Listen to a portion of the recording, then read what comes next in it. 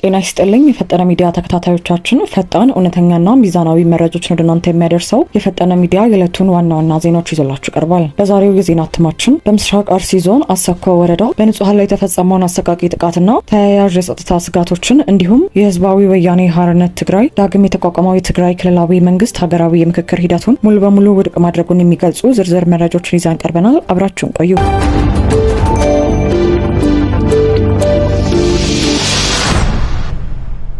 በምስራቅ አርሲ ዞን አሰኮ ወረዳ ሀሮ ቀበሌ ልዩ ስሙ ላፍቶታ በተባለ ስፍራ በኦርቶዶክስ እምነት ተከታዮች ላይ ያነጣጠረ ሌላ አሰቃቂ ጥቃት መፈጸሙን የአካባቢው ምንጮችና የተጎጆች ቤተሰቦች አስታወቁ። ሐምሌ 6 ቀን 2018 ዓ.ም ምሽት 2 ሰዓት ገደማ በተፈጸመው በዚህ ድንገተኛ ጥቃት ሁለት ንጹሃን ኦርቶዶክሳውያን በአሰቃቂ ሁኔታ መገደላቸው ታውቋል። በጥቃቱ ህይወታቸውን ያጡት ግለሰቦች እድሜው 36 ዓመት የሆነውና ገና ትዳር ያልመሰረተው ወጣት ሻምበል አየሌው እንዲሁም የሶስት ልጆች እናት የሆኑት ወይዘሮ ታምራት ሽፈራ መሆናቸውን የአካባቢው የዓይን እማኞች አረጋግጠዋል። እንደ ነዋሪዎቹ ክስና መግለጫ ከሆነ ጥቃቱን የፈጸሙት በመንግስት መዋቅር ውስጥ ካሉ አካላት ድጋፍ እንደሚደረግላቸውና ከአልሸባብ ጋር ቀጠናዊ ትስስር እንዳላቸው የሚነገርላቸው አክራሪ እስላማዊ ታጣቂዎች ናቸው። ሆኖም ይህንን የነዋሪዎቹን ክስ በተመለከተ ከወረዳውም ሆነ ከክልሉ መንግስት የጸጥታ ኃይሎች የተሰጠ ይፋዊ ምላሽ እስካሁን የለም። ከአካባቢው ለጣቢያችን የደረሱ መረጃዎች እንደሚያመለክቱት ጥቃቱ በተፈጸመበት ወቅት ላፍቶታ በተባለው ቀበሌ ላይ የከበደ የቡድን መሳሪያ ድምፅ እንደ ዝናብ ሲሰማ የነበረ ሲሆን ድምፁም በአቅራቢያው በሚገኘው የወረዳው ዋና ከተማ በግልጽ ይሰማ ነበር። በወረዳው ከተማ በርካታ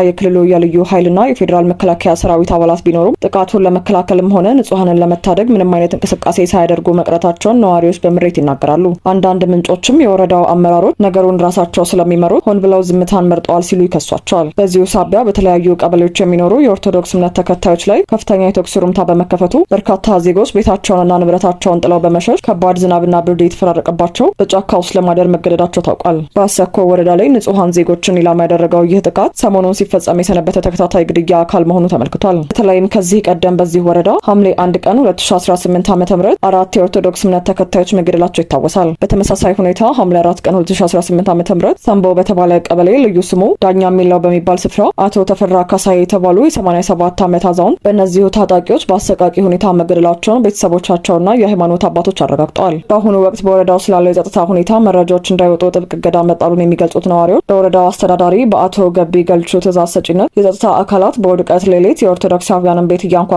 ስልክ እየፈተሹ እንደሚገኙ ተናግረዋል። የጸጥታ ኃይሎቹ የሚገድሉትን ሰዎች መረጃ ወደ ውጭ ካወጣችሁ በፋኖነት ፈረጅን ያለምንም ቅድመ ሁኔታ እንረሽናቸዋለን የሚል ዛቻና ማስፈራሪያ እያደረሱባቸው እንደሚገኝና መረጃ ያወጣሉ ተብሎ የተጠረጠሩ በርካታ ወጣቶችም ታስረው ወደ እስር ቤት መወሰዳቸውን ምንጮች ጨምረው ገልጸዋል። ይህንን በአርሲ ዞን በተደጋጋሚ የሚከሰተውንና ንጹሃንን ማዕከል ያደረገው ጥቃት በተመለከተ የተለያዩ አካላት ድምጻቸውን እያሰሙ ይገኛሉ። የኢትዮጵያ ሰብአዊ መብቶች ኮሚሽን በተለያዩ ጊዜያት ባወጣቸው ሪፖርቶች በአካባቢው የሚንቀሳቀሱ ታጣቂ ኃይሎች በንጹሃን ላይ ግድያ፣ ማፈናቀልና የእምነት ተቋማትን ማውደም እያደረሱ መሆኑን በመጥቀስ መንግስት በአካባቢው የህግ የበላይነትን እንዲያስከብርና ተጎጂዎችን እንዲጠብቅ ጥሪ ማቅረቡ ይታወሳል። የኢትዮጵያ ኦርቶዶክስ ተዋሕዶ ቤተክርስቲያን ቅዱስ ሲኖዶስም በአርሲ ምድር በምዕመናን ላይ የሚፈጸመውን ጥቃት አጥብቆ ማውገዙ የሚታወስ ሲሆን በሀገር ውስጥና በውጭ ሀገር የሚኖሩ ምዕመናንም ለተፈናቀሉት ወገኖቻቸው አስቸኳይ ሰብአዊ እርዳታና የደህንነት ከለላ እንዲደረግላቸው መንግስትን እየጠየቁ ይገኛሉ።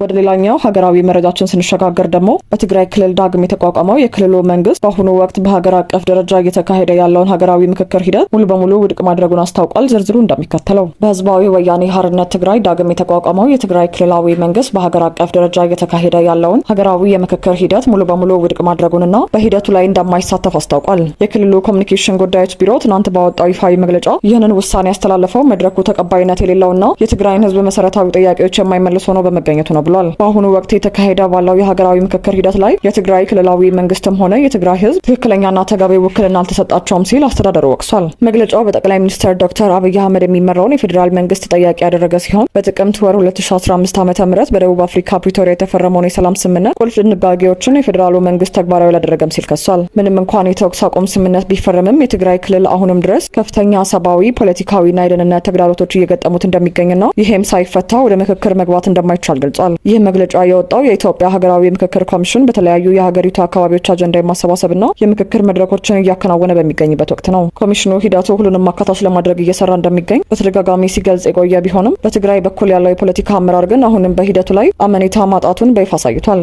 በትግራይ ክልል ከሰላም ስምምነቱ ማግስት የተቋቋመው ጊዜያዊ አስተዳደር በውስጣዊ የፖለቲካ ሽግሽግና በህወሓት መዋቅራዊ ዳግም አደረጃጀት ውስጥ ማለፉ ይታወሳል። አዲሱ መግለጫ እንደሚያሳየው ክልሉ ከፌዴራል መንግስት ጋር ባሉት የድንበር የተፈናቃዮች መመለስና የሰብአዊ እርዳታ አቅርቦት ጉዳዮች ላይ አሁንም ከፍተኛ ቅሬታ አለው። የክልሉ መንግስት ባወጣው መግለጫ ማጠቃለያ ላይ በትግራይ ህዝብ ላይ እየደረሱ ያሉ መሰረታዊ የደህንነትና የሰብአዊ መብት ጥሰቶች ሳይቆሙ ተፈናቃዮች ወደ ቀደም ቀያቸው ሳይመለሱና የፕሪቶሪያው ስምምነት ሙሉ በሙሉ በተግባር ሳይተረጎም የሚደረግ ማንኛውም የምክክር ሂደት ዘላቂ ሰላም ሊያመጣ እንደማይችል አስገንዝቧል። በዚህም ምክንያት የክልሉ አስተዳደር በሂደቱ ላይ እንደማይሳተፍ በይፋ አረጋግጧል። ክቡርትና ክቡራን የፈጠነ ሚዲያ ተከታታዮች ለዛሬ ያዘጋጀናቸው ፈጣንና ወቅታዊ መረጃዎች እነዚህን ይመስሉ ነበር። በሀገራችን ሰላም፣ ፍቅርና አንድነት እንዲሰፍን እየተመኘን መረጃዎችን በፍጥነትና በጥራት ማግኘታችሁን ለመቀጠል የፈጠነ ሚዲያን ሰብስክራይብ እና ሼር በማድረግ ቤተሰብ ይሁኑ።